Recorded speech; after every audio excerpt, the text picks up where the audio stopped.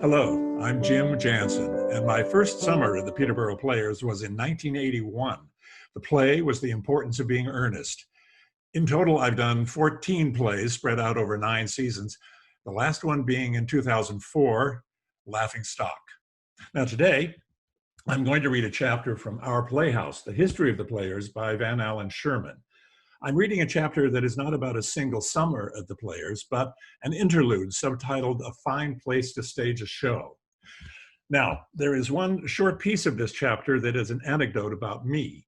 I'm going to read the piece verbatim, even though it's kind of odd to talk about myself in the third person. So, this is Our Playhouse. Old barns have the natural ability to draw people into them, both spiritually and physically. Barns also have a natural capacity to inspire delight and wonder. In his introduction to An Age of Barns, Eric Sloane describes walking into an old barn at night. I pushed open the half-collapsed door and stepped into the blackness. At once, I seemed to have an overwhelming sense of satisfaction and safeness. There was a welcome softness of hay underfoot, and although they could not be seen, the surrounding walls and the oversized beams made themselves felt, almost like something alive there in the darkness. The incense of seasoned wood and the perfume of dry hay mingled to create that distinctive fragrance which only an ancient barn possesses. I felt a strong affinity for the man who had built this barn. Perhaps some of his reverence passed on to me. EBS may have felt something like reverence when she strode into the Hadley's old barn and, conscious of its lofty space, first imagined its possibilities as a theater, like so many other budding impresarios who came before her. When EBS bought her farm in February of 1932, the term summer stock had been in use for over a decade, and the marriage of barn and theater was well underway. Although the term is loosely employed as a reference to all summer stage entertainment, summer stock technically refers to a resident company of actors and other personnel presenting different plays consecutively over the summer months. The term stock comes from the financial organization of the earliest American theater companies, in which each participant would have a share in the company's profits. A typical stock theater engaged between 6 and 8 equity actors, cast according to type in each production, lead, character, and juvenile being most common. Smaller roles were assumed by apprentices and interns. Most summer stock theaters offered a different play every week. The barn theaters were founded primarily in rural sections of the Northeast, from Maine to Virginia and as far west as Pennsylvania, to entertain vacationers of the newly developed middle and working class resorts of the 1920s and 30s. Wherever city dwellers fled to the countryside to escape the heat, chances were a summer stock theater would soon appear. The Peterborough Players were a typical example of summer stock theater, with one very important exception. EBS made a decision early on to always produce plays that would be in rehearsal for 2 weeks instead of 1. The extra week of rehearsal made a critical difference in the type of plays that could be produced and significantly improved the players' performances. Commenting on the prospects of a summer stock company performing only 1 play while simultaneously attempting to learn lines and assume characterizations for another, all in the space of a single week, EBS labeled it, quote, little more than a stunt, unquote. 2 weeks were hard enough. Jim Jansen, a Peterborough favorite in the 1980s, once asked another actor for advice on how to play the leading role in A Flea in Her Ear, a complicated farce by French playwright Georges Feydeau. How long do you have to rehearse, the other actor asked. 2 weeks, Jansen replied. His friend advised, don't do it. Well, we did do it, and it was a lot of fun, and I think a big success. EBS avoided another, oftentimes debilitating practice engaged in by many summer stock theaters, the star system, which began in the 1930s and continued well into the 1960s. By the late 1930s, many of the popular stage stars of the era were supplementing their regular winter wages by signing on to perform in the straw hat circuit. Ethel Barrymore, Helen Hayes, Walter Hampton, Ruth Gordon, Clifton Webb, and a host of others were touring the barns to great acclaim and earnings for both the stars and theater managers. While initially lucrative for everyone, rapidly escalating fees demanded by the stars contributed to many a theater's indebtedness or bankruptcy. The monumental egos of more than a few stars often poisoned the collegial atmosphere of resident companies, and the exorbitant fees paid to stars forced managers to cut back on hiring regular company members, causing further resentment. However, theaters that did not participate in the star system frequently suffered as much or more than the adherents. Stock companies without strong community support and loyal audiences who couldn't afford a celebrity name saw their attendance suffer accordingly.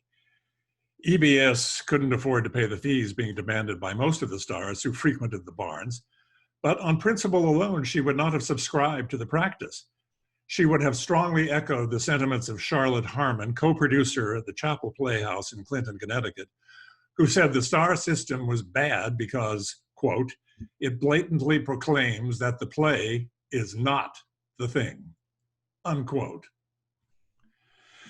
The barn on Stearns Farm was a fine representative example of the rural buildings being purchased and converted into theater space during the 1920s and 1930s. Charm notwithstanding, barns like EBS's became the building of choice for summer stock theaters for practical reasons. They were tall, commodious, solidly built wooden structures. Older barns boasted large, wide-open floor space, a high ceiling, and sturdy cross members that could be used for hanging scenery and lights, thanks to the post and beam construction used for New England barn construction throughout the 19th and 20th centuries. EBS's barn was constructed in the shape of a U, a long rectangular main structure to which was attached two smaller rectangular spaces jutting out at each end. The large L at the southeast corner that had contained the original livestock stalls was converted into dressing rooms, which on rainy evenings retained a faint aroma of their original tenants. More than faint some nights. The smaller L on the southwest corner became the concession stand. The line of vertical support posts that ran along the outside walls of the rectangular house extended through the stage portion of the barn.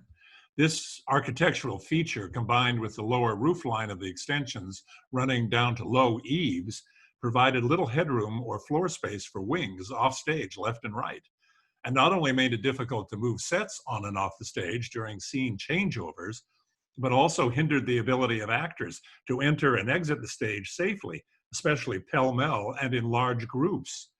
True. The horizontal beams separating the stage area from the dressing rooms were so low that padding and carpet remnants were tacked onto the lowest edges to prevent head injuries. Also true. The old barn before the 1982 renovations was an almost perfectly proportioned theatrical space, said Chuck Morey, who was artistic director at the time. I suspect its measurements conformed almost perfectly to the notions of classical architectural design. It had a theatricality all its own that made up for the limitations in terms of both technical facilities and comfort. The first major renovation came in 1947 when Howard Fisher tore down Clayton Sanborn's abandoned barn on Summer Street in Peterborough and used the salvage lumber and beams to build an additional 30 feet onto the east stage end of the barn, which served as a rudimentary set shop and paint shop work area. Now, prior to that, if an actor had to exit stage left and re-enter stage right, or vice versa, he or she often had to run around the outside the back of the barn. On rainy nights, apprentices were stationed at the exits with an umbrella, waiting to escort the actors on their brief nocturnal sprints. Like many other owners of barn theaters, EBS and later Sally made a concerted effort to retain the authenticity of their pastoral building, resisting all but the most critical structural changes, although for EBS and Sally, much of this restraint can be attributed to a lack of funds necessary to pursue worthwhile projects. When money was available for major renovations to the theater in later years, great care was taken to maintain the integrity and continuity of the original building, including the use of traditional post and beam construction for the framing members of all the new or improved space. The original wooden doors in each entryway were supplemented in the summer with screened doorways that provided, on all but the hottest and most humid evenings, a cooling breeze for audiences. Of course, bats and mosquitoes still managed to make their way into the players' barn at all times during the day and night. They could be relied on for being out in force during the twilight of a warm summer evening when performances were held. Nothing kept the mosquitoes out, recalled Chuck Morey. We used to fog the entire barn every night at 5:30 or so with a large and ancient industrial fogger after the rehearsal furniture had been cleared away and the chairs set up. Then we'd close all the doors and hope the chemicals would keep the mosquitoes bearable until 11 p.m. The screened entryways did help ventilate the house and minimize biting insects, but they also let in all the sounds from the great outdoors: gusty winds, chirping birds, and insects, especially the crickets. Thunder, hail, and torrential rains would often provide unwanted competition for actors' voices and sound effects during the show. Aside from the unwanted noise, thunderstorms also provided to be a physical hazard on at least one occasion. An unsuspecting apprentice was once knocked clear off his feet and out of one of the bathrooms by a lightning bolt that had apparently struck a buried water pipe and traveled along it to the sink. Thereafter, one of the veteran staff members would shout, "Please don't use the plumbing," whenever the first rumblings of a storm were audible. This is true. In a few instances, lightning and thunder enhanced the experience, as was the case for several performances of the 1978 production of The Tempest, as well as the opening night of Count Dracula in 1974. Likewise, the timely appearance of a winged mammalian intruder highlighted performances of the 1951 play, The Bat.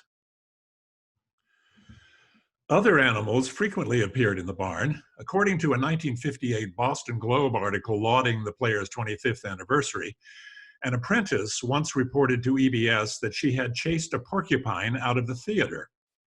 Did he have aspirations, or was he a paying customer? EBS asked. A skunk, located underneath the floorboards of the stage, interrupted a performance of Spoon River Anthology in 1971. After the critter purged his scent glands, Chuck Morey recalled, the staff allowed for a longer than usual intermission between acts in order to let the barn air out. Despite the extra time and the crew's best efforts, there were still a few more empty seats in the house for the remainder of the evening. Wasps also earned a reputation for mayhem among the company and staff, particularly during a performance of the 1991 production of Dracula. Someone earlier in the day had tried to get rid of a nest in the men's dressing room by knocking it off the wall with a broom. Unbeknownst to the exterminator, a piece of the nest, along with several angry wasps, ended up in a pair of trousers. An intern in the play made his costume change into the pants and re-entered the stage on cue for the climactic last scene, pushing the ox cart carrying Dracula's body, and suddenly began swatting and slapping his backside. The screen door where the concession stand attached to the main barn structure was the main entry and exit for audiences. Over the years, space in the small building, also known as the woodshed, was also used for prop storage and for a small business office. A concrete block path continued on through a small courtyard and past the concession stand, better known as the Coke Bar. The Coke Bar offered soft drinks for sale before the show and during intermissions, when patrons had an opportunity to mingle and converse in the courtyard while enjoying a glass of iced Coca-Cola or ginger ale. The inside walls of the concession stand were decorated with large white placards with red lettering, each one listing the plays that were performed for a season, beginning with the theater's founding in 1933. They eventually covered all three interior walls and most of the exposed underside of the roof. The theater ceased having Paul LaRoche paint the signs for displaying on the old Coke Bar walls in 1996, not long after the theater's main entrance was relocated to the opposite side of the barn and when the unused space began to be used for storage. There was an alcove on the right side of the house at the very back of the theater. The bench in this alcove faced the stage and was known as the bleachers. And this is where you would find EBS, Sally, or other members of the Stearns and Brown family and staff who chose to watch a performance. The auditorium that patrons entered after passing through the screen door entrance at the end of the concession stand was roughly 50 feet long and 30 feet wide. The original seating capacity was 150, making the Players one of the smallest professional theater houses in the country. All of the chairs were situated on the unimproved floor planking of the barn. There were no risers installed to raise the rear portion of the house and improve audience sightlines until 1958. The original chairs were the rickety wooden type that could be easily folded for storage with no seat or back cushions. In 1954 and again in 1965, they managed to obtain improved pre-owned models of folding chairs for the audiences. In 1976, we added additional risers so that each of the last 4 rows was individually raised rather than 2 rows into each riser as had been added in the 1950s, Chuck Morey explained. My recollection is that it took me about a month to convince Sally that this would be an improvement. When it was finally done, she looked at it and said, "Why didn't we do that 40 years ago?" Sitting in any of these folding chairs for up to 3 hours required an exercise of sheer will to ignore the discomfort. It wasn't until 2002 that plush modern theater seats were installed in the house, affixed securely to the floor with the first 3 rows capable of being temporarily removed to allow room for apprentice productions and other events. For many years, patrons were expected to wear semi-formal attire to the shows, including a coat and necktie for men and dresses for the ladies. EBS and Sally allowed no exception to this rule, no matter who the affected party or what their excuse. One result was that Johnny, and later Sally's husband Bob, often had their wardrobes rummaged through to locate an appropriate piece of apparel to lend to the underdressed male ticket holder. Somebody would be sent in to get a jacket from the house if necessary, and a necktie, Bob Brown explained. I have had as many as 4 of my jackets in the audience at any one time. Theatergoers were accompanied to their seats by an usher, who was part of a select group of apprentices equally well dressed for the occasion. After everyone was seated into their seats and it was time to start the performance, one of the ushers performed the ritual that was adapted from the Comédie Française tradition of tapping on the floor with a staff to indicate the start of the show. The ritual continues at the Players to this day. One of the ushers extinguishes the flames in the candelabra that hang on the front wall and knocks 3 times on the board with the candle snuffers, signaling the actors and tech crew that the play can begin. Another long-standing tradition performed each season was the singing of Auld Lang Syne on the closing night of the last play of the season, led by Mary Jansen. Mary, along with her husband Warren, attended every production of the Players, beginning with the summer of 1948 and continuing through the early 1990s. A staggering record of faithful attendance that will probably never be broken. She took the stage on closing night with a few of the apprentices, and they performed an opening chorus with Mary ringing the song notes on handbells. All of the staff and apprentices then mounted the stage and joined the audience in the annual vocal rendition.